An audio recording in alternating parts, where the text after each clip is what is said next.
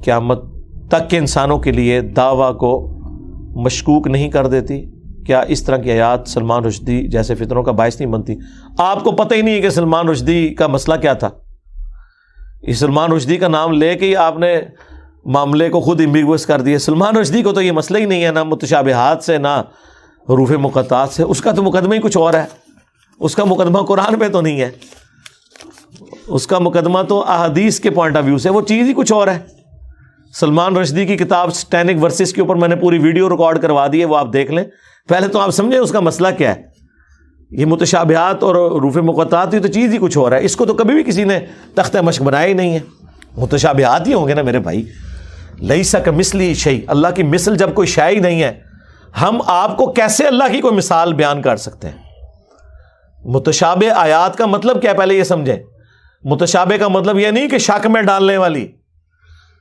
متشابہ عربی میں کہتے ہیں ریزمبلنس، ملتی جلتی چیز. دودھ کا سفید ہونا اور چونے کا سفید ہونا یہ متشابہ ہے، ایک دوسرے سے ملتا ہے، لیکن دودھ اور چیز ہے، چونا اور چیز ہے. ٹھیک ہے، وہ چیک کرنے سے پتا چلے گا. متشابہ کا لفظ سورہ بقرہ میں آیا کہ جنت میں ان کو وہ فروٹ دیے جائیں گے جو متشابہ ہوں گے دنیا کے فروٹوں کے ساتھ. تو جنتی کہیں گے ہمیں تو وہی رزق دیا گیا. تو اللہ تعالیٰ فرما رہا ہے یہ اس کے متشابہ ہوگا رزق. وہ تو جب کھائیں گے تو پتا چلے گا کہ یہ والا آم جو جنت میں ٹیسٹ دے رہا ہے دنیا کے آم سے بہت مختلف ہے. اچھا، دیا کیوں جائے گا؟ اس کے پیچھے ریزن یہ ہے کہ دنیا میں آپ دسترخوان پہ بیٹھے ہوئے سب سے پہلے اس چیز کو ہاتھ ڈالتے ہیں جس سے آپ فیملیئر ہو. میں لا کے آپ کے سامنے کوئی عربی غذا رکھ دوں جو آپ نے کبھی دیکھی بھی نہ ہو اور آپ کو سخت بھوک لگی ہوئی ہے، آپ اس کو اپنی پلیٹ میں ڈالیں گے یا چکن قورمے کو اور بریانی کو یا مٹن قورمے کو ڈالیں گے؟ ہاں، کھا پی کے جب فارغ ہو جائیں گے پھر کہو کہ چلو میں بھی ذرا چیک کر لوں. آخر میں اس کو رکھیں گے. اللہ کو اس بات کا پتا تھا. اللہ کہتا ہے کہ ہم جنت کی ابتدائی مہمان نوازی ان فروٹس کے ساتھ کریں گے جو دنیا میں لوگوں نے دیکھے ہوئے ہوں گے تاکہ انہیں وہ اچھے لگے.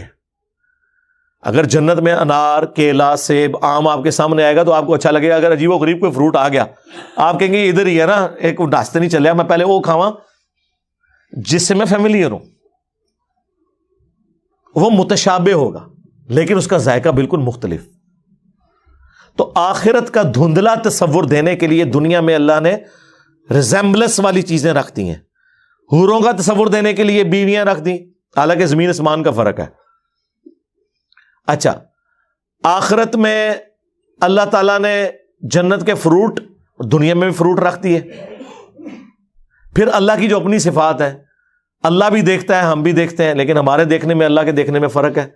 اللہ کا ہاتھ جیسا کہ اس کی شان کے لائق ہے اور ہمارا ہاتھ ہم یوں بھی نہیں کہہ سکتے کیونکہ قرآن میں آیا لیسا کمثلہ شیء، اللہ کی مثل کوئی شے نہیں ہے. اللہ کا عرش پر استوا فرمانا ہم اس کے لیے مثال دے ہی نہیں سکتے، جس طرح میں کرسی پہ بیٹھا ہوں اللہ کی مثل کوئی شے ہی نہیں ہے. ٹھیک ہے، تو یہ ذہن میں رکھیں، یہ متشابہ ہے. تو یہ متشابہات کے بارے میں سورہ آل عمران کی آیت نمبر 7 ہے کہ قرآن کی آیات دو قسم کی ہیں، ایک محکمات ہیں اور وہ ام الکتاب وہی ہیں. قرآن خود کہہ رہا ہے کہ تم نے انہی آیات کو لے کے چلنا ہے. دوسری متشابہات ہیں جو صرف سمجھانے کے لیے بتایا گیا اور اس کا مقصد یہ نہیں تھا کہ آپ اس کا مطلب تلاش کرو. قرآن میں اسی آیت میں سورہ آل عمران 7 نمبر میں آیا کہ جو ان آیات کے پیچھے پڑھتے ہیں تاکہ اس میں کوئی ٹیڑھ پن تلاش کرے، ان کے دل جو ہیں وہ ٹیڑھے ہو چکے ہوئے ہیں. اور اہل ایمان کی نشانی یہ ہے کہ وہ کہتے ہیں سب کچھ ہمارے رب کی طرف سے ہے، ہم ان پر ایمان رکھتے ہیں اور وہ اللہ سے دعا کرتے ہیں ربنا لا تزغ قلوبنا بعد اذ ہدیتنا وہب لنا من لدنک رحمہ انک انت الوہاب. اور بخاری مسلم میں انہی آیات کے بارے میں سورہ آل عمران 7 نمبر آیت کے کانٹیکسٹ میں ایک حدیث ہے کہ تم جسے دیکھو کہ وہ متشابہات کے پیچھے پڑا ہے تو جان لو یہ وہی ہے جس کے بارے میں قرآن میں آیا کہ اس کا دل ٹیڑھا ہو چکا ہے. یہ نبی اسلام نے ارشاد فرما دیا.